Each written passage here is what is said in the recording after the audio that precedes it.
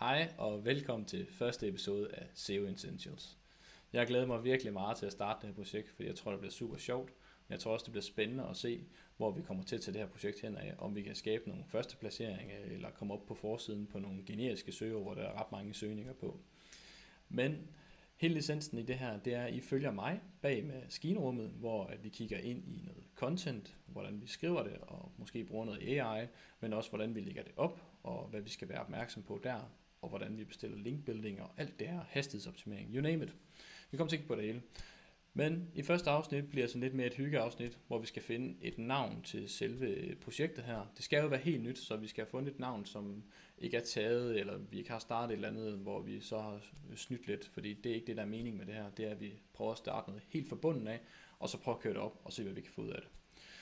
Jeg tænker, det bliver noget affiliate, og det gør jeg, fordi jeg ikke selv har nogen produkter, vi kan sælge, så det, hvis jeg havde en masse elcykler, så kunne det være spændende at prøve at lave en webshop, men det bliver så noget med affiliate, så vi også kan track, om vi kan få lavet nogle salg, men også hvor meget trafik vi kan skabe. Jeg tænkte, det skal være noget med elcykler at gøre, og det har jeg egentlig af den grund til, at jeg selv har en elcykel, og jeg ved, der er en masse konkurrence på søgeordet elcykler, både fordi der er en masse webshops, der har noget med elcykler at gøre, men også fordi der er nogle affiliate-sider, som allerede rangerer på det i forvejen. Så det bliver super spændende. Men til at starte med, så skal vi finde et navn, og jeg tænker, at jeg lige vil vise, hvordan jeg plejer at brainstorme i forhold til at finde et navn til i hvert fald en affiliate-side. Derudover så tænker jeg, at vi lige kigger lidt hurtigt ind i Google Trends, og det gør jeg, fordi det er et super smart værktøj, hvis man skal kigge på nogle nye ting, der trender, og det kan være en fordel for nogen, der vil gerne prøve at starte en affiliate-side, men det kan også være nogen, der vil prøve at finde nogle nye produktkategorier, som virkelig er oppe i tiden lige nu. Så jeg tænker, at vi hopper over på computeren. Så kommer vi over på computeren, og vi starter altså ind på Google Trends, og det var altså den her side, som Google har, hvor du kan se, hvad der trender på Google lige nu.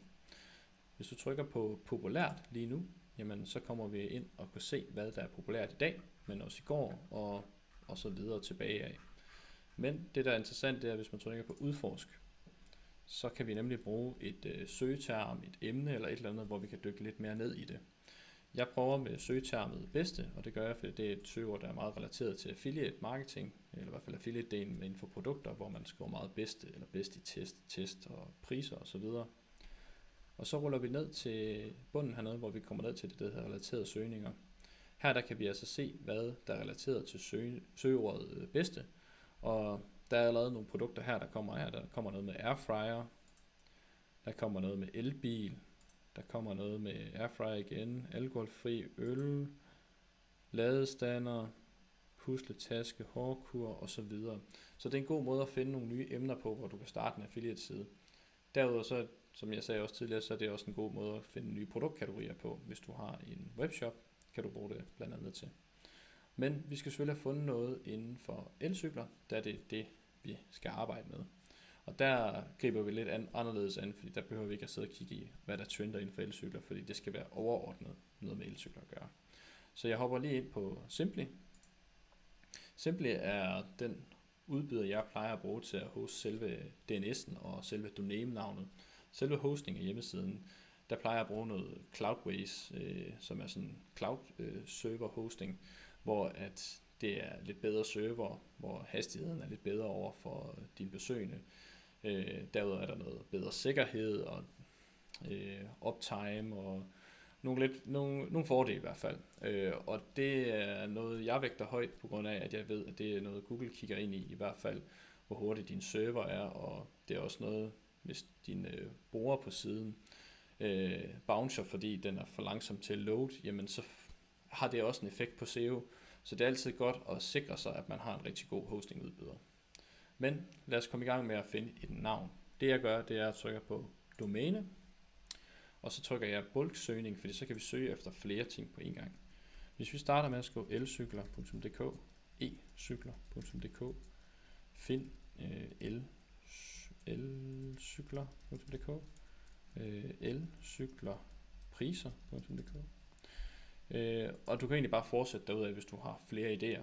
Og så kan du egentlig se, hvilket navn der er ledig, og så kan du selvfølgelig vælge ud fra det.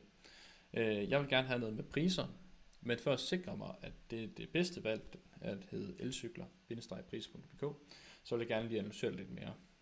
Og fordi jeg gerne vil have noget med elcykler i navnet, jamen det er fordi, at hvis man tager den generiske søgning elcykelpriser eller elcyklerpriser, jamen så har du lige lidt nemmere ved at rangere højt med forsiden i hvert fald på det søgeord.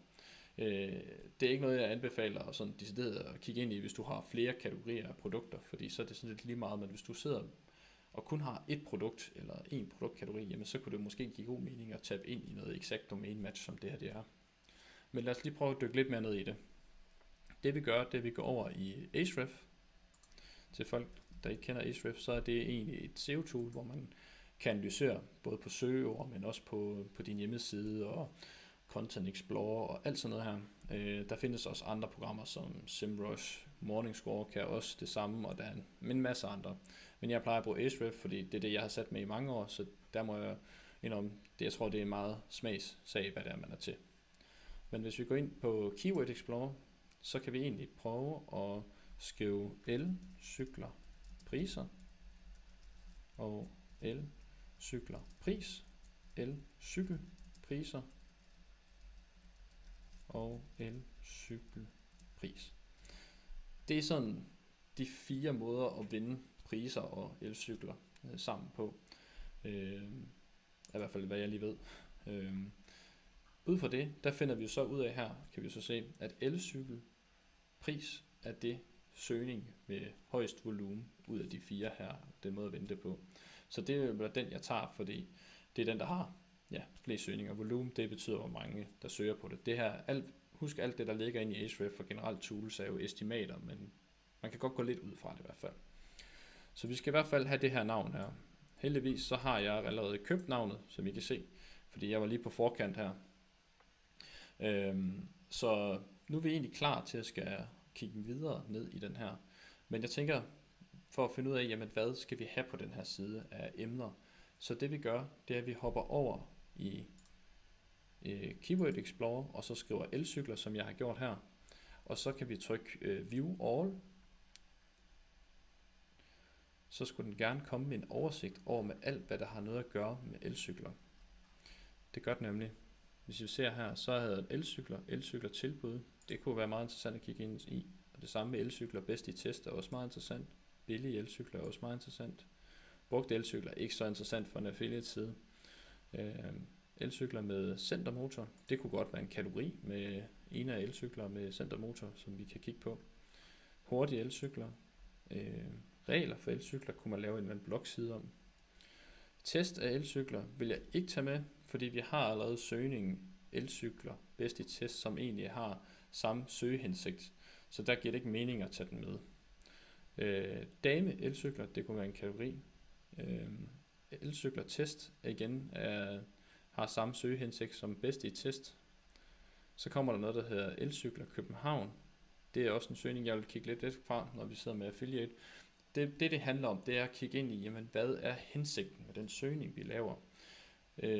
Og hvis man nu siger elcykler København, der tænker jeg i hvert fald, at den måde, den hensigt er på, det er enten leje af elcykler i København, hvis man skal finde nogle leje elcykler derovre, eller cykelhandlere, som er i København. Så der er den ikke så interessant for en affiliate side. Det kunne være interessant, hvis du havde en butik eller en webshop eller et eller andet, der lag i København, så kunne det være interessant at prøve at lave en landingsside, der hedder elcykler København. Det er en meget, hvad skal man sige, det er lokalt SEO-søgeord. Batterier til elcykel er også interessant. Tilbud på elcykler har vi egentlig der tilbud heroppe, så den behøver vi heller ikke at tage med. Så kommer der sådan noget som elcykler Bilka. Vil heller ikke give så meget mening at tabe ind i, fordi så har vi på brandsøgning, hvor at Bilka er jo brandet, som er en stor butik i Danmark, som vi alle sammen kender, men det vil egentlig betyde, at hvis du søger efter det her, så vil Bilka komme nummer 1, og højst sandsynligt nogle af deres undersider. Så du vil ikke kunne komme op på det søgeord her. Det vil i hvert fald være mega svært. Så dem kigger vi også væk fra, de her brandsøgninger. Men hvis det så er et brandsøgning inden for elcykler, så det vil sige, hvis du lige prøver at se hurtigt her, med min, at der nok skal komme noget. Gazelle, det er jo et brand, der laver elcykler. Den kan vi godt tage med, for det er jo typisk andre webshops og så videre, måske også nogle affiliate sider, som rangerer på det her, og ikke et brand, der sælger elcykler på den måde. Jeg håber, det giver mening.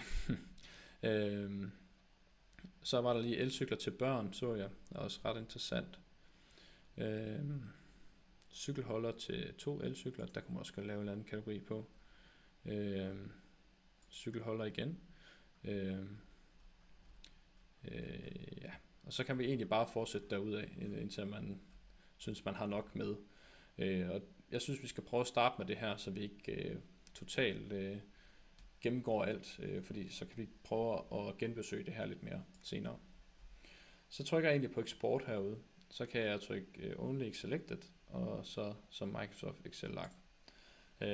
Fordi så får vi dem over i et Excel-ark, og så kan vi begynde at dykke mere ned i dem her, og få lavet nogle udvidede søgeordsanalyser og on-page-analyser på det her. Hvis vi går tilbage til overview, så er der den, der hedder questions her. Der var der kun 2.